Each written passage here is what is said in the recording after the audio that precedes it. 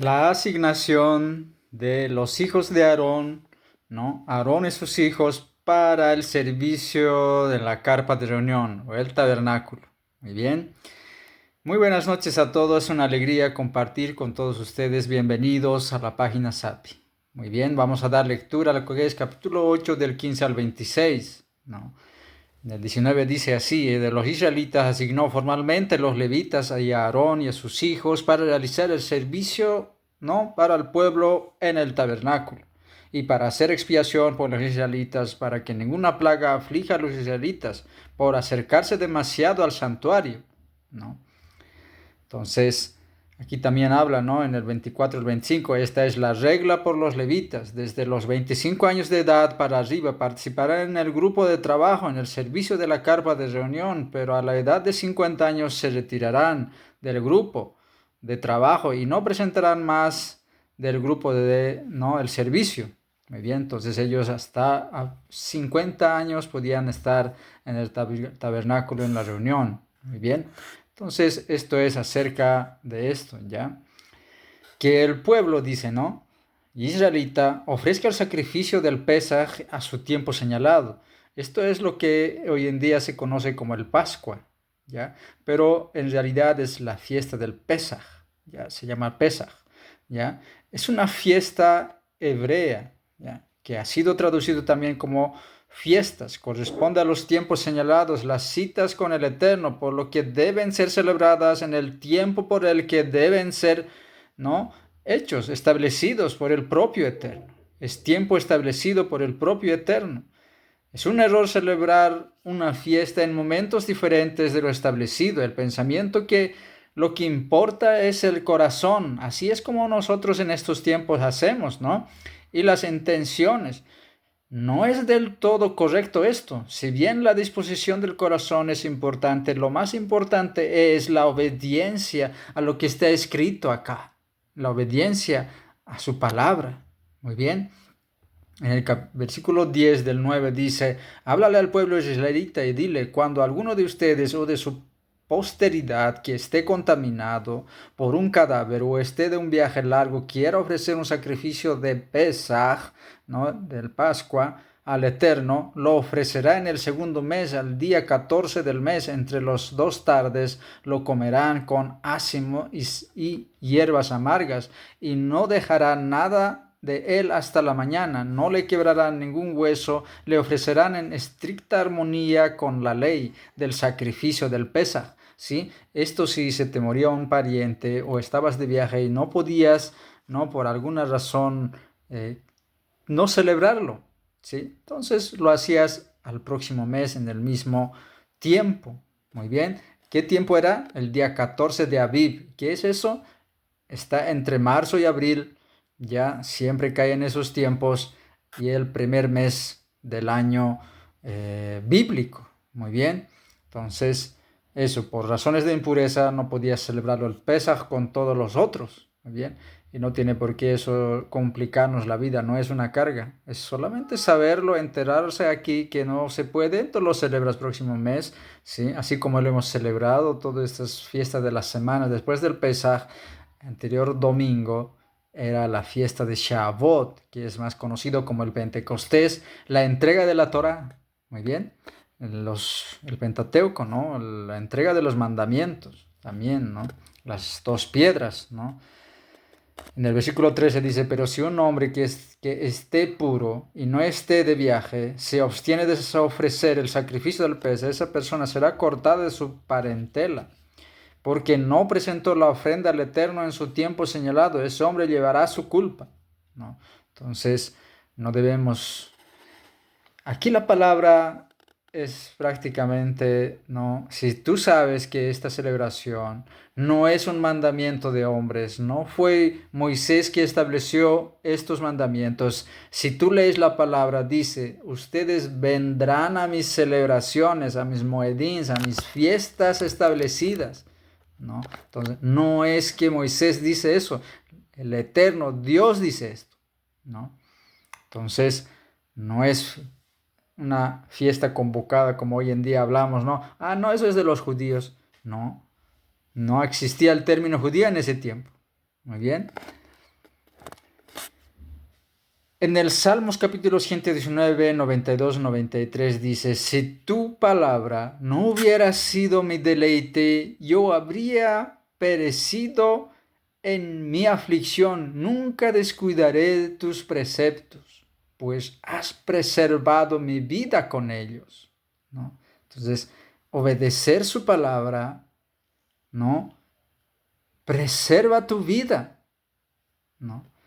Vamos a continuar el versículo 14 dice, cuando un extranjero que resida con ustedes quiera ofrecer un sacrificio de Pesaj, ¿no?, al Eterno, debe ofrecerlo de acuerdo con las reglas, ritos, sacrificio del Pesaj. Habrá una sola ley ¿no?, para ustedes, sea extranjero o ciudadano del país. ¿Y dónde está eso? Que es una exclusividad de aquel pueblo. No es así, ¿no? No dice aquí, sea extranjero o ciudadano del país. Esto pues te liberta totalmente. Podés practicar estas fiestas porque está escrito en la palabra. No soy yo quien lo dice, está en la palabra, ¿no? El día en que se irguió la morada, el Mizcán, el tabernáculo, la nube cubrió la morada de la carpa de la alianza, y por la noche reposaba sobre la morada en forma como de fuego hasta la mañana. Bendito sea el Eterno. Cuán impresionante ha sido este momento tan especial.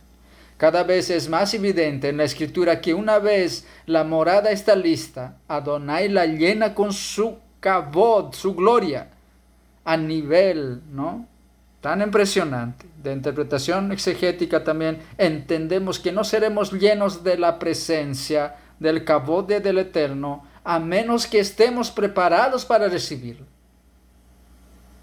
Prepárate, ¿no? Prepara tu vida para esto, para la gloria. El versículo 17-18 dice, y siempre que la nube se elevaba de la carpa, los israelitas se ponían en marcha enseguida, y en lugar donde se reposaba la nube, allí acampaban los israelitas por una orden del Eterno. Los israelitas desmontaban el campamento y por una orden del Eterno acampaban, permanecían acampados mientras la nube se quedaba sobre el tabernáculo. La nube tipifica la presencia del Eterno. La Escritura nos dice claramente que este pasaje, que la nube y la columna de fuego son manifestaciones de la presencia del Altísimo. De la misma manera que Yeshua es la manifestación más elevada de Dios, quien se ha manifestado a los hombres, como nos habla, ¿no?, el rabino Saúl, ¿no?, en Colosenses capítulo 1:15, dice, Él es la imagen visible del Elohim invisible. Él es el supremo de toda la creación. Él es el supremo de toda la creación. Amén. Una interpretación más cercano el hebreo al español. ¿Ya? Entonces, vea esta señal tan preciosa, viendo a Jesús en la columna de fuego en la nube. En el versículo 23 dice, a una señal de Adonai acampaban, y a una señal del Eterno desarmaban el campamento, observaban el mandato del Eterno según lo ordenó el Eterno mediante Moisés. La obediencia del Eterno se manifiesta también en la obediencia a los líderes, impuestos, ¿no?, por él. El Pablo nos dice en Romanos capítulo 13, 1-2, que toda persona se someta a las autoridades superiores, porque no hay autoridad que no provenga del Eterno. Así que las que hay por Elohim han sido establecidas, de modo que el que se opone a la autoridad se opone a la disposición de Elohim, y los que se le oponen recibirán su condenación. Así habla. El capítulo 10, ya en versículo 2, dice así, manda a hacer 2 trompetas de plata, hazlas de labor y martillo. Ellas te servirán como para convocar a la comunidad y poner en movimiento a las divisiones. Dice de esta manera, ¿no? hay una interpretación, ¿no?, acerca del martillo, ¿no? De cómo es que habla del sufrimiento de un acto de moldeamiento, ¿no? Y también es para convocar al pueblo o para reunirlo. Nos damos cuenta claramente a quién representa estas trompetas de plata. ¿Quién fue la morada del Eterno entre nosotros? ¿Quién sufrió y su sufrimiento produjo la reunión del pueblo, de Elohim? En Colosenses 2.9 dice, porque en Él reside corporalmente toda la plenitud de la realidad divina. En Efesios 2.14 dice, porque Él es nuestra paz, que de ambos nos hizo uno. Él derribó en su carne la barrera de la división, es decir, la hostilidad, ¿no? Por supuesto que estamos hablando de Jesús, de Yeshua, ¿no, amados? ¿No? En el capítulo 10 del 2 al 13 dice, los israelitas emprendieron su marcha del desierto del Sinai, la nube fue a detenerse en el desierto de Parán cuando iba a comenzar la marcha, ¿no? Mandato del Eterno mediante Moisés. Es el Creador quien determina el tiempo de permanencia en el lugar de su pueblo. Solo Él decide cuándo debemos movernos. Ahora estamos en la dispersión, pero cuando el Eterno lo designe, regresaremos a la casa, ¿no? Entonces, en el 28 dice, este era el orden de marcha de los israelitas cuando marchaban tropa por tropa. El pueblo de Israel, como se ha visto anteriormente, es también un ejército, por lo que necesita orden y unidad para que éste prevalezca. Los versos anteriores muestran la orden de marcha del pueblo, no era como si quisiera, sino como Adonai lo había establecido por medio de Moisés. Muy bien, entonces es de esta manera como marchaban ellos en el desierto, ¿ya? En el versículo 32 del capítulo 10 dice, así que si vienes con nosotros, te extenderemos el mismo beneficio que Adonai nos conceda a nosotros. La elección de Israel no es la exclusión del resto del mundo, sino que Israel fue elegido para ser la luz del mundo, como lo dice el profeta Isaías 49, del versículo 3 al 6. Y me dijo, tú eres mi siervo, Israel es quien me glorío.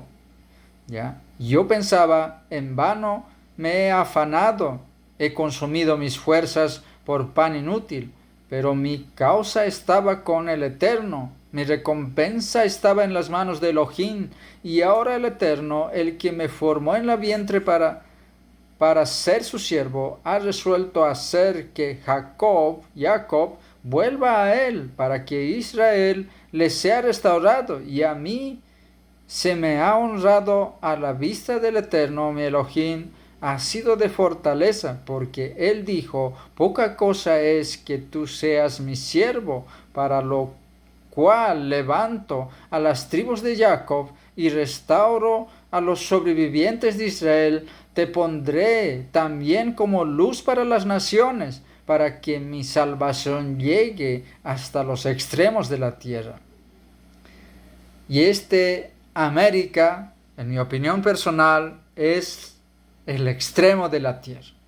Muy bien, entonces, si tú estás escuchando esto y sigues los pasos de Jesús, tú crees el sacrificio en la cruz del Calvario, entonces tú eres un escogido del Eterno para formar parte de esta congregación, parte de esta casa que Él levantó en toda la tierra, ya que esta casa de Israel ha sido esparcida a los cuatro cantos de la tierra hasta los confines de la tierra, como dice aquí, ¿no? Y Jesús mismo dijo, mis ovejas oyen mi voz y me siguen, ¿no? En el Isaías capítulo 56, del 1 al 8 dice, así ha dicho Adonai, observen lo que es recto y practiquen lo que es justo, porque pronto vendrá mi salvación y se revelará mi justicia. Feliz es el hombre que hace esto, el ser humano que persevera en ello, que guarda el Shabbat sin profanarlo y que aparta su mano de hacer lo malo, que no diga el extranjero que se ha adherido a Adonai, que el Creador me mantendrá apartado de su pueblo, y que no diga el eunuco, yo soy un árbol seco, porque así ha dicho el Creador a los eunucos, que guardan mis Shabbatots, que han escogido lo que yo deseo y que abrazan mi alianza, yo les daré en mi casa y dentro de mis muros un monumento y un nombre mejor que el de los hijos y hijas. Les daré un nombre eterno que no perecerá. A los extranjeros que se adhieren, ¿no?, a Dios, para ministrarle y para amar el nombre de Dios, para ser sus siervos, y a todos los que guardan el Shabbat y no lo profanan y que abrazan mi alianza, yo les traeré a mi monte sagrado y les dejaré gozarse en mi casa de oración. Sus ofrendas quemadas y sus sacrificios serán bienvenidos en mi altar, pues mi casa será llamado casa de oración para todos los pueblos. Así declara Adonai, el Creador, que reúne a los rechazados de Israel, aún reúne otros más con los ya reunidos, como nos habla también Efesios del 2, capítulo 2, 19, también al 18, 19, ¿no? Dice así: por lo tanto, recuerden el estado en que estaban antes ustedes, gentiles, de nacimientos, llamados los incircuncisos, por aquellos que por una simple operación en la carne son llamados circuncisos. En aquel tiempo no tenían el Mashiach, a Cristo, estaban apartados de la vida nacional de Israel, extranjeros a los pactos que personifican la promesa del Creador, estaban en este mundo sin esperanza y sin Elohim. Pero ahora ustedes, que estaban muy lejos, han sido acercados por medio del derramamiento de la sangre de Cristo, del Mashiach, porque Él mismo es nuestro Shalom, nuestra paz. Él nos ha hecho a ambos pueblos uno y ha derrumbado, ¿no?, los mejishad, ¿no?, los mandamientos que nos dividían, destruyendo así su propio cuerpo, la enemistad ocasionada por la Torá con sus mandamientos, manifestada en la forma de dogmas. Él hizo esto para crear en unión con él mismo de los dos un hombre renovado, y entonces hacer paz, shalom, para así reconciliar para el Eterno, el Dios, ambos pueblos en un solo cuerpo, siendo ejecutado como un criminal. Entonces mató en sí mismo esa enemistad. También cuando vino, Él anunció como buenas noticias: Shalom a ti, ¿no? Paz a ti que estás lejos, y paz a los que están cerca. Noticias que por medio de Él ambos tenemos acceso en el Espíritu del Padre, en el Ruach del Padre. Así que entonces ya no son extranjeros ni desconocidos. Por el contrario, ustedes son conciudadanos con el pueblo del Creador y miembros de la misma familia de Dios. Cuán precioso, amados, esta palabra. Que el Eterno te guarde y te bendiga. En el nombre de nuestro Adón Yeshua. Amén.